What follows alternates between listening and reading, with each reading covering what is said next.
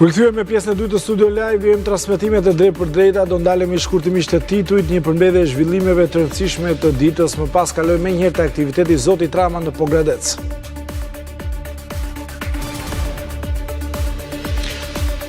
Me të tjera skema zvarritje duke kërkuar pavlefshmërinë e vendimeve të Irena Gjokës dhe përjashtimin e gjyqtares që ka në dorë kalimin e gjyq të dosjes Partizani, avokatët e Berishës ja dolën ta shtyjnë këtë vendimarrje pas zgjedhjeve. Ish-kryetari i gjykatës së kasacionit Zef Brozi në një intervistë për Report TV e quan skandal shtyjen e seancës paraprake për Partizanin pas zgjedhjeve, sipas tij SPAK po përkëdhel Berishën.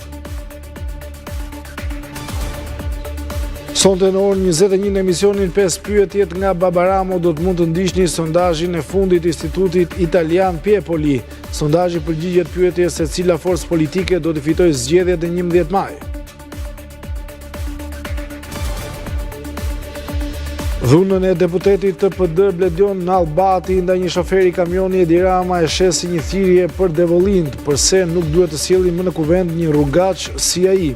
Berisha nga Burqiza me kapele minatori tha se Rama është i tmerruar.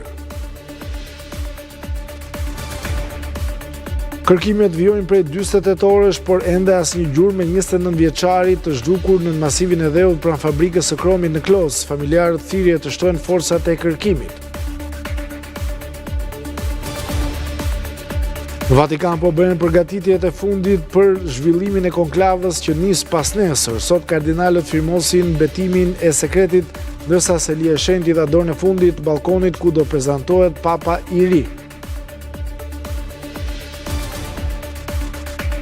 Kandidati vetëm Izmir Smajlaj zgjidhet presidenti i ri i Federatës së Atletikës. Paraardhësi i tij Taulant Stërmasi u troq pas akuzave për manipulime, edhe Luiza Gega konteston Smajlaj.